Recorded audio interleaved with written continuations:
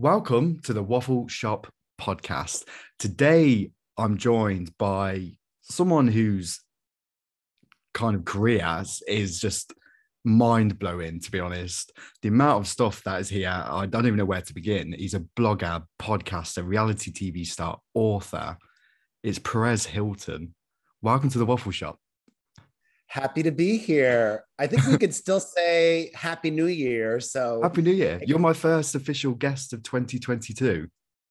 I think you're starting the year off with a bang. I think so too. So yeah, no, thank you for joining me. Of course. So I start each one of my shows with something called the Weekly Waffle. It's something that's really minor and petty, but when I talk about it, it makes me feel better. So obviously feel free to kind of join in if you've got something petty to get off your chest. Pettier the better. But the first thing that I'm going to get off my chest, Perez, is when you use tomato sauce, I feel like you call it ketchup over there, and you get that weird little watery thing that comes out first. Do you know what I mean? Yes. So you're minding your own business. You're about to put it on, like, I was making breakfast, had a bacon sandwich, and it was like the weird watery thing from the tomato sauce. So I have two things. I'm a fan of being truthful always and honoring that. So I'll share the first thing that came out of my mind, which actually is not that petty. And then I'll share the second thing, which is petty, but I'll try to keep it brilliant. Let's go. I'm not sure why, but the first thing that came to my mind is maybe my brain is saying that I want to view it as petty. I want to not let it be something that I feel weighs me down. Yeah. Because if I think of it as petty, then it's not as meaningful. But the first thing that popped into my mind was, I was in Las Vegas for 16 days in December, and I ate, and I ate, and I ate. And it sucks that, when I look in the mirror, I still see a fat person. And It sucks that I understand, and I love being healthy during my normal periods of time, because being healthier is better for you. But it sucks that I also attach value to, well, I feel better also when I look better. And I wish that I thought that was petty, but no, I don't think that's petty. I think that's a very kind of I wish it was petty. Yeah. No, I think that's very, I think that makes you a bit more human, to be honest. I think that's quite a vulnerable feeling. Unfortunately, we live in a society that is extremely shallow. Oh, definitely. There's a reason why, and I don't even know if this exists. Like in the UK, I would be hard pressed to find, as in America and probably anywhere, a news anchor that weighs 350 pounds. Yeah, it's no, very overweight. No. Why not? They could be very qualified, very smart, very good at that, but they're not going to put, unfortunately, a 350-pound news anchor on the evening news. But this what makes this kind of stuff more important, because no matter how, we're still here doing it. We're doing it. So that's the first thing that I thought of after you shared the concept and what you were thinking. And I'm like, God, that's a little heavier than what he's sharing. So I need to think of something else. Thanks for that. So the only really petty thing that came to mind was, I'm in Los Angeles. I'm blessed to live here, but myself and so many others, whenever it gets below 60 degrees, we complain. That's real cold for us here in Los Angeles. So. I'm not listening to this, Perez. I woke up this morning, it was -1. Wow. -1. So I'm sorry, I'm not having that. There we go. That's petty. Yeah, that is petty. Do you know what my second one was? And it was actually really funny because I wrote this down a few weeks ago and you posted about it today on your socials about Facebook memories. I find it annoying. Oh, I've wanted to rant about this for so long. And then when I saw that today, I was like, wow, today was supposed to happen. No one needs to see what we looked like. No one needs to see that fringe, that Justin Bieber fringe, and like I mean, my five listen, chins that I had. yeah, No one needs to see my that. my thoughts were it's fine for Throwback Thursday, but I don't need to be reminded of memories every single day. And when you really do a deep dive or just, scratch beneath the surface, it's just a desperate attempt by Facebook to help create more content on there Yeah. because their engagement, their users aren't as active as they used to be. Well, it's kind of like I'm not a huge fan of it, and I haven't never really been, but I feel like it's kind of having to try all it can at the moment to kind of keep up with like, like the Instagram reels, like TikTok and all that kind of stuff. So I feel like it's kind of, I don't want to sound, it sounds desperate, but it's a little bit That's what I desperate. said. I said desperate. That's right. I'll blame you when they come knocking. So Perez said it, not me. So I want to I like to start be this. honest. Well, I think this is where the conversation, you are a very honest person. Um, Obviously over here in the UK, I think a lot of people know you for mainly not so much of the good reasons. I think you've been very kind of open and vocal about kind of your journey from like 5-6 years ago to where you are now. You are an incredibly different person. And I believe, and I'd like to say like you kind of like you've recognized that kind of like the journey and kind of the impact and stuff. But what I was kind of hoping to get from this today is to kind of get to know you a little bit more, because I've read certain bits from like your book, which is no holds barred, like it's literally very honest, and the journey is quite remarkable from like how everything kind of started and kind of like what you went through from like the bullying and stuff like that to like, especially like where you are now. Like, are you, in a weird kind of way, like, are you quite proud of the journey that you've been on? Yes. And it's not over. The fascinating thing about life and thoughts, well, I don't know about thoughts. Some people might have very rigid thoughts and ways of thinking that don't evolve over time. But, I grow and constantly am changing. And my thoughts, for the most part, often change. Like things that maybe even 10 years ago, I never would have thought possible now are. Something as silly as, I grew up idolizing. I'm wearing a Madonna I was t-shirt. about to say, Crazy. I grew up idolizing Madonna. I still love her, but I think about her differently now than I did 10 years ago, or yeah, 15 years ago, or 20 years ago, for a variety of reasons. I never would have thought 15 years ago, 10 years ago, that I would think about Madonna the way I do now, like talking to my friends and saying, oh, I can't believe she did that, or I can't believe she's doing that, or why is she doing yeah, that? What's going on? Questions like that. That's just a great example. So even like with my memoir, which I released in 2020, I feel like life continually gives you lessons. And, like in school, you can choose to pay attention, or you can choose to take a nap during class. I always did very well in school, and I love life. I want to live the happiest life possible. And that takes work.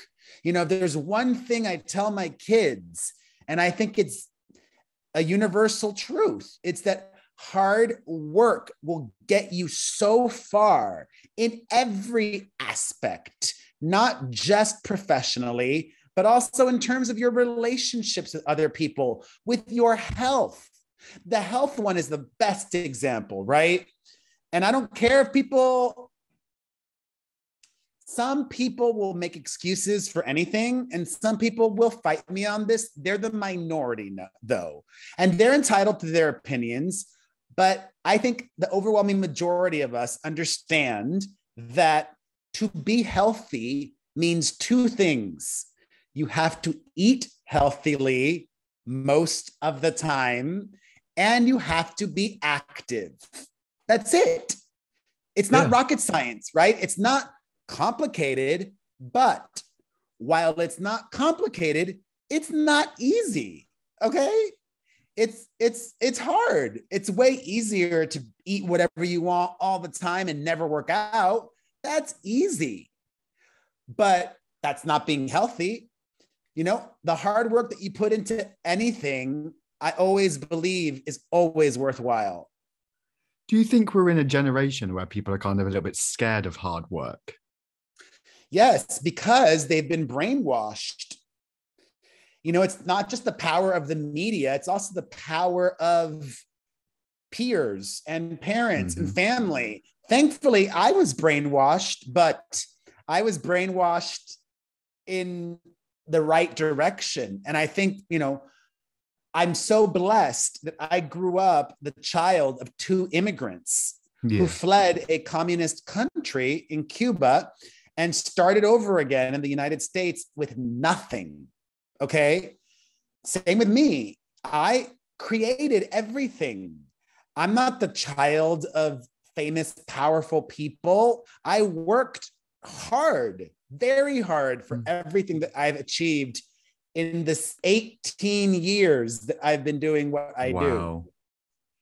So did you ever imagine back then that this is where this kind of whole kind of journey would coming from your background? Because obviously, for one, it's remarkable, and obviously for them to come over here like with nothing, and I imagine not knowing what the hell was going to happen, to then seeing their son with like some of like the biggest people on the planet, and then to be this kind of like honest and kind of obviously it's caused a lot of shit along the way, as we've all seen it, but like even to have that kind of recognition of you saying then about like it was the lessons that you learned from it that I feel like kind of outweigh the kind of like the hard times of that, would you say?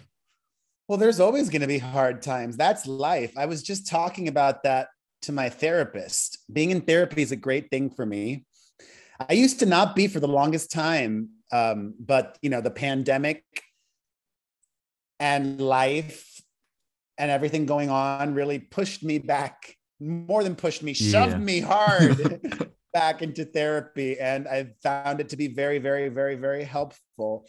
You know, I'm in my mid 40s now. I'm going to be 44 in March, even though I look 48. You know, I'm only 44 in March. Not a day over 30. Don't put yourself down.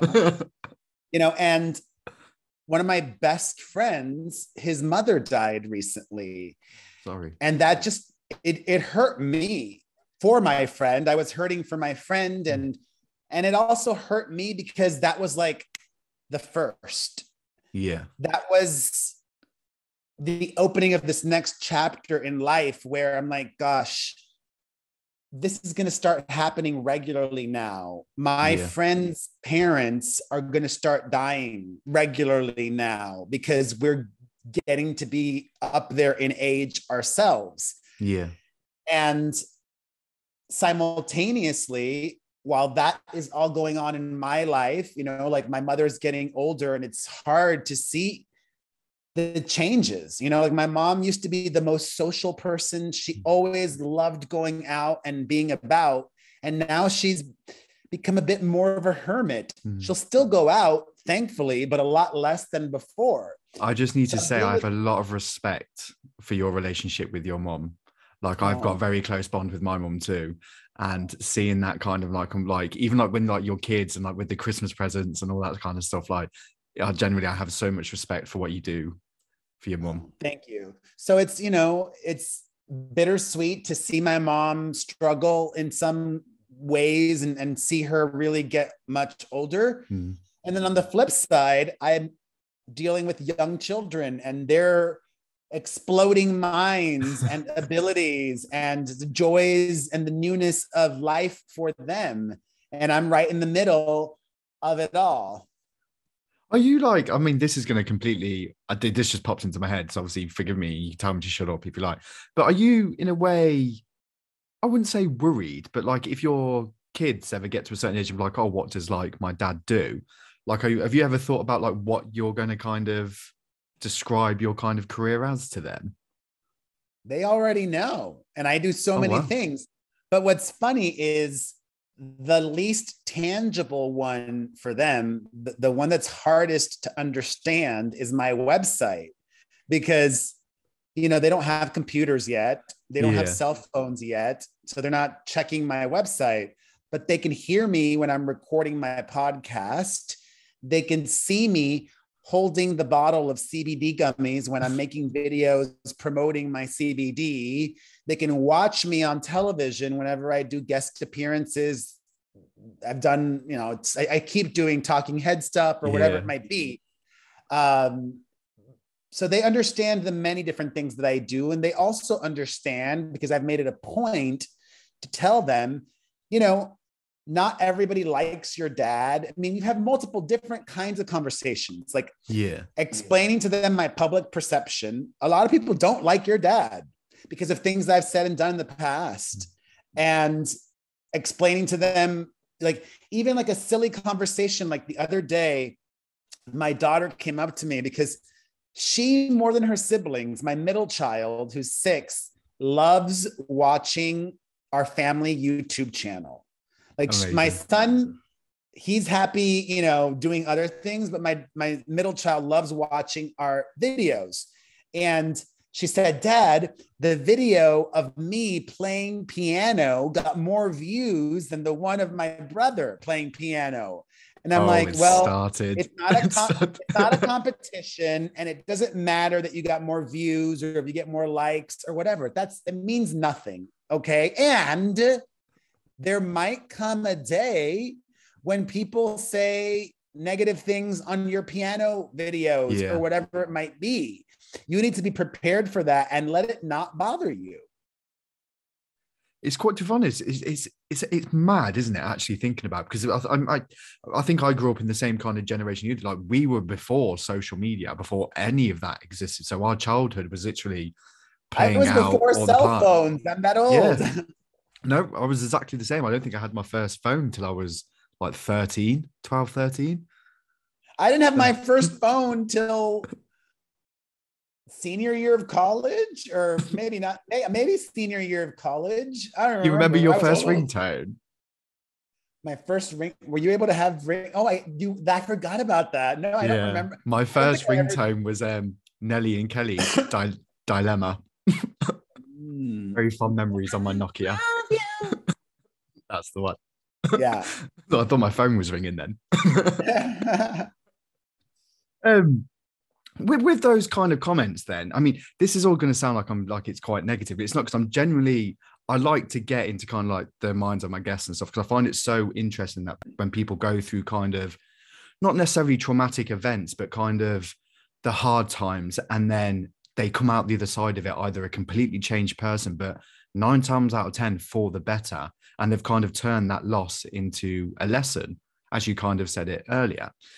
When everything was at the height of everything, and kind of all that kind of negativity was like on you, like, what was going through your head? Like, because I imagine it was well, the whole world knew who you were. Well, the whole world still knows who you are, but was it intense? It was definitely intense, and I loved it. I'm not gonna lie, it was fabulous. But not everybody's like me. Yeah. I'm crazy, or I was crazy. I'm still crazy, to be honest. But listen, these days I still love negative attention because I'm still Yeah. crazy. But it's not like I'm actively courting it. It's not like Yeah. I'm planning it, trying to create it. It will happen organically because I'm still me and have all this baggage, even though I'm very different than in the past. And because I'm crazy, when I see negative attention being sent my way, I know that, and this is real meta and deep, part of me has accepted that most people will never let me move on from my past self. And that's partly my own doing. I'm partly to blame because I pour gasoline on the fire whenever any new flames light up. You know, if I see negative attention being sent my way, most people would ignore it. Yeah. But I'm like the Kardashians in a way, right? I need to be out there still. I need to be talked about. And there's a reason why 18 years later, I'm still here. It's because I have an unhealthy work ethic. Unhealthy. I still work insanely hard 18 years later. And two, I know how to play the game. Yeah. Me, you know, fanning the flames, that's playing the game. Do you like, so what are you saying then about the unhealthy work? Like, what does a normal day look like for Perez Hilton?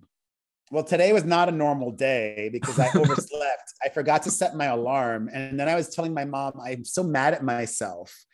It's like that workaholic in me, like, how could you oversleep?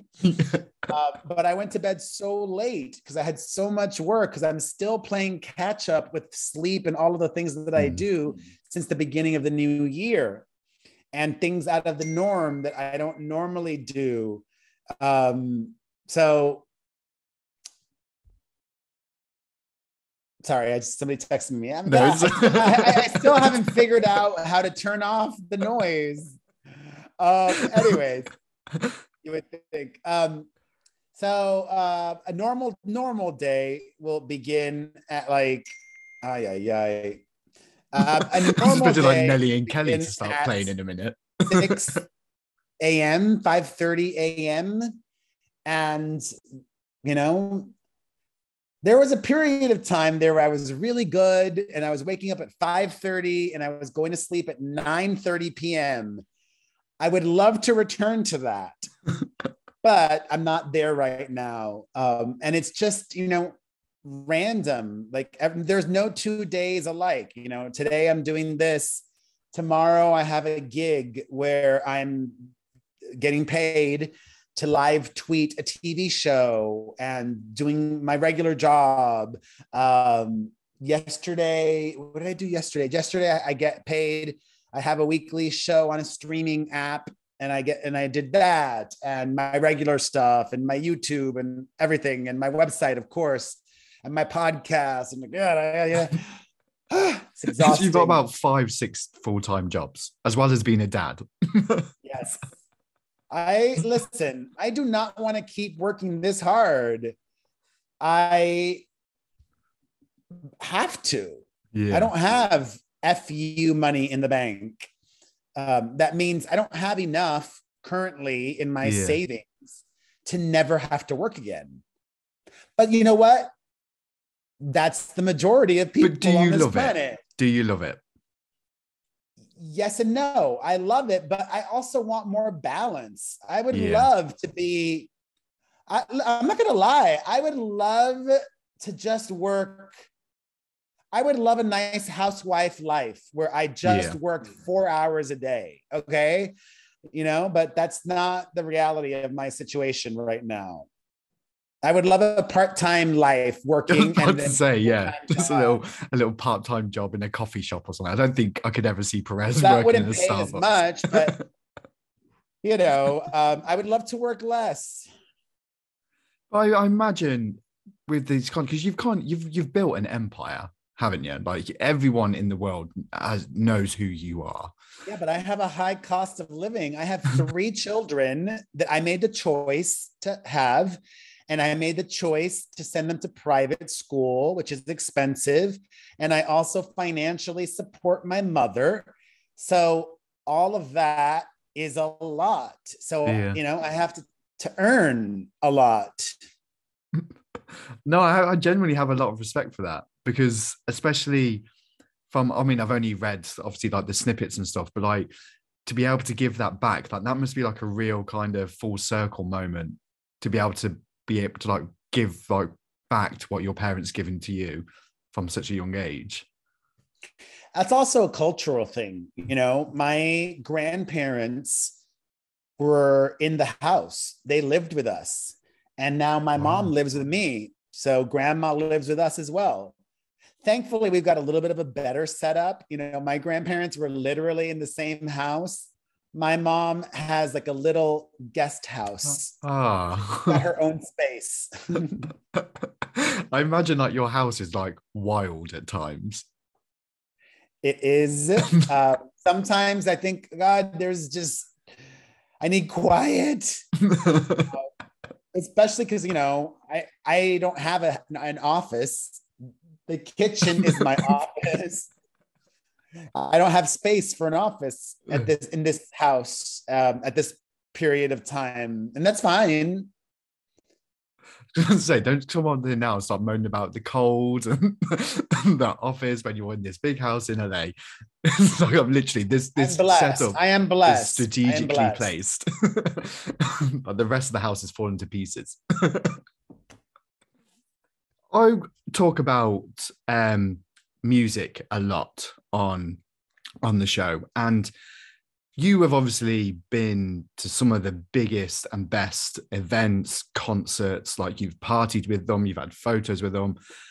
I want to know, like, when you're at a party, like, what song is playing to get you on the dance floor?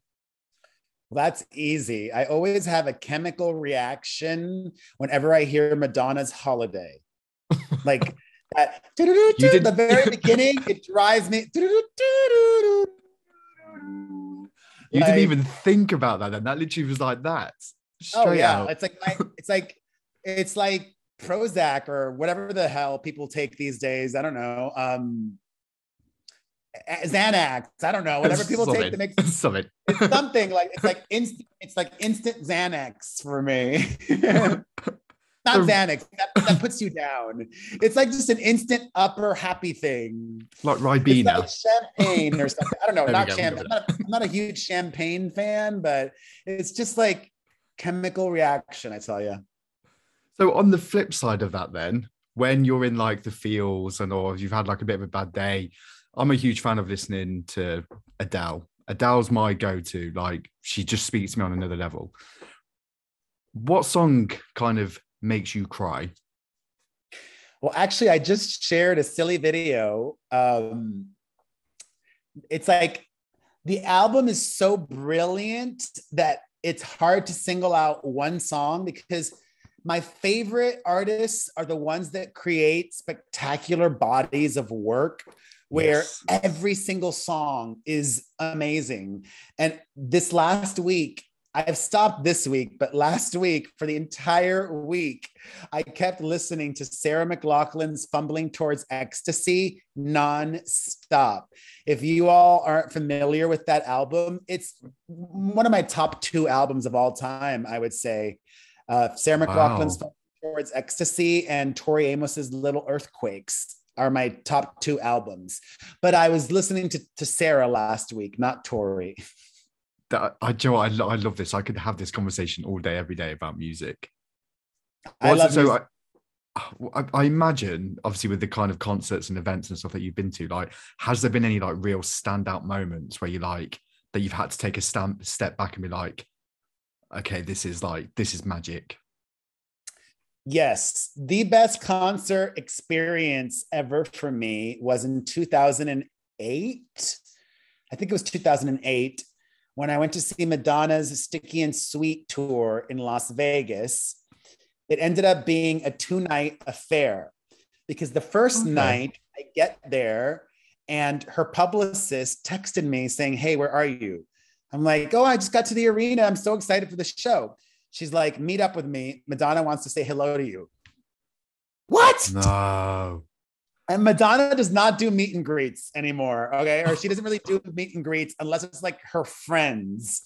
And I wasn't a friend of Madonna. I didn't freaking know her or whatever. So I got to meet her and I was a blubbering idiot because, like, by She's an that point, icon. She's an I icon. mean, not an icon, like my icon.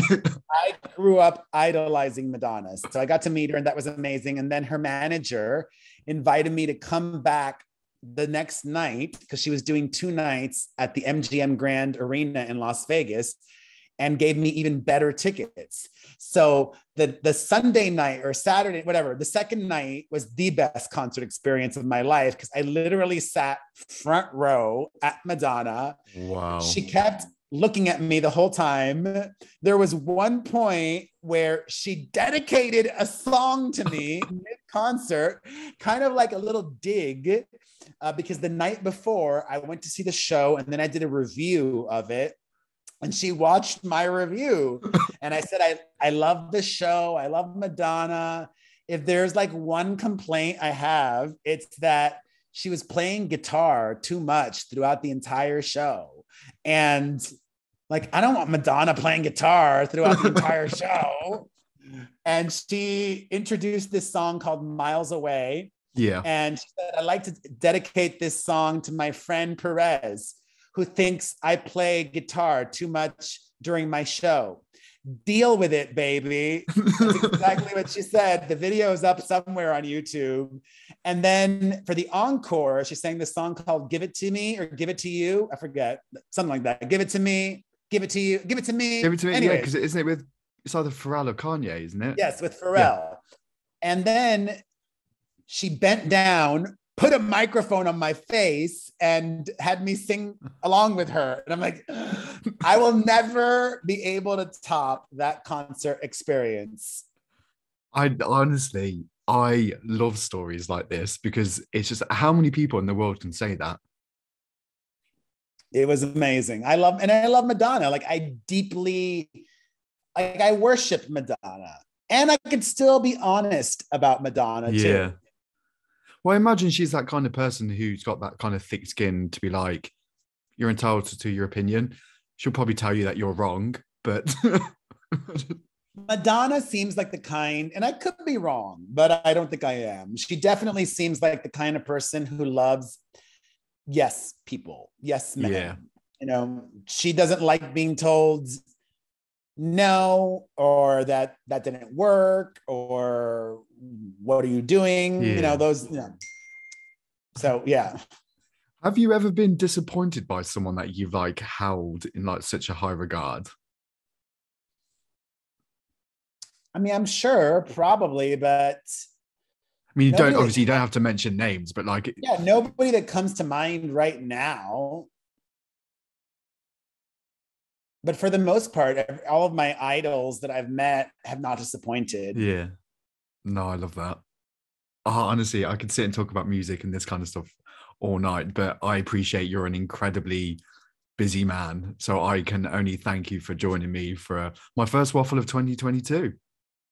Happy to be here. And I'm trying to manifest a trip to the UK for work. I'm specific. Hopefully something will happen. Oh, hang on a minute. There's something, I feel like you're kind of dropping hints here, but there's something that I need to ask you. No, I don't have anything work related. Oh, nothing. Oh, right. I'm literally trying to manifest it. Right. I would love to do more work in the UK, like whatever it is. Like, I'm trying to like will it into this. Yeah. There's one of the things that I need to ask you about before I let you go. Sorry. You were on one of my favorite seasons of Celebrity Big Brother. That was wild. Honestly, even watching that, even talking about it now, like my heart is like pounding a little bit. How did you handle that? Did you even handle that? No, I mean, I got out and I was catching up on the world, and there was a tweet that Louis Tomlinson sent, from One Direction. He sent something. He sent something along the line, like he was watching, like everybody in the UK was watching, it felt like, because it was the highest rated season in a decade, which says something. It was the highest rate. Actually, not only was it the highest rated season in a decade, it was the highest rated season ever on that network. Celebrity Big Brother used to be on a different network. Yeah. And that had some higher rated seasons, but when it switched, I think it was Channel 4 maybe? Yes. And they went to Channel 5, didn't it? Channel 5 or whatever. Yeah. The network that it was on when I was on, my season was the highest rated ever on that network. Um, he sent a tweet out saying something along the lines of Perez needs to be sent to the loony bin. And he's not far off. I was struggling severely with my mental health in there because I couldn't sleep. I was not getting any sleep. And when you are severely sleep deprived, that's real bad. I was really unwell, for a variety of reasons. Like, when you're constantly fighting with people, like your brain can't shut off. It's like all the serotonin and endorphins and the chemicals. I've heard it's quite small in there as well. So I can only imagine that kind of level of claustrophobia adds to that. There's so many things. Oh, you have no idea. They literally would lock us in the bedroom at night. And because at night, things got so wild that at some points they wouldn't even give us alcohol at night. And I wasn't even drinking at the beginning, I did at the very beginning, and then I got out of control, and I'm like, I'm not drinking anymore. I know this is the bad recipe, but everybody else would be drinking. And because people would drink at night, they would stay up late. And they kind of wanted to ensure that you got your 8 hours of sleep. So they would lock the bedroom doors, and they had these metal grates that they would bring down so that it would completely block any sunshine from entering the room. And you don't have any, it was, and you don't have any clocks in there. So you didn't know what time it was. And you had to wait until like they deemed it late enough to open the bedroom doors. But what kept me going in there was the insane paycheck. I got a crazy amount of money, and they were hovering it over my head, because if I quit, they don't give you your paycheck. They give you 25%. Yeah. You don't get paid. You don't get paid in full until you're done with the whole thing. And if you quit early, you only get a fraction of your fee. Wow. So I was like, I've suffered so much in here. I've literally suffered so much. I did not go through all of this misery to not get my entire fee. Fair play to you. Fair play. Because I don't think, maybe they did believe me. I don't know. But I kept saying to my housemates, I want to fucking go home. I was done with it. And they didn't believe me. They thought I wanted to stay until the very end. I didn't. Here's another little secret, which made no sense. I would have wanted to stay till the end if I had financial incentive. But the way that those deals were structured, it made no sense to me. Let's say a ridiculous amount, right? Because I don't want to reveal my actual fee, but let's say I got paid 10 million pounds, right? If I was the first person voted off after a week, I got my entire 10 million pound fee. But if I had to stay all 4 weeks till the very end, you don't get any bonuses. You don't get any extra for making it to the very end. So I had no incentive. You should know that the British public love that kind of turmoil and drama and stuff like that. So you should just gone in there and just said nothing. Keep people in there to torture them. So we're like that. It's just who we are. And then I was trying everything possible. How can I be boring? What could I do to make the public turn on me? What could I do to get them to vote me out? I was having all those stuff. I was trying to do everything possible to get the fuck out of there. Is it safe to say you haven't met up with Katie for dinner or anything since? No, but I am actually really good friends with both Nadia Sawalha and Michelle Visage. Very good friends to have. Yeah, thankfully Michelle and I, we met up a few years after that wild experience, and we hugged it out and hashed it out, and we're all good. No, it's good to hear. Good to hear. So ending on a positive. Yes. Honestly, you have been absolutely brilliant. This was definitely worth the wait. So thank you so much for your time and for Thank you for joining me for having my me. anytime. And if you're ever in the UK, for whatever reason you fancy a waffle, drop into the DMs. I will. I love a waffle. I'm a much more waffle over pancakes guy. Yes, I'm going to save that. Perez Well, just Hilton, more because, of a waffle guy. I mean, I do like pancakes too, but I like waffles better because they could collect the syrup better. Exactly. It's like little And spoons. there's more texture.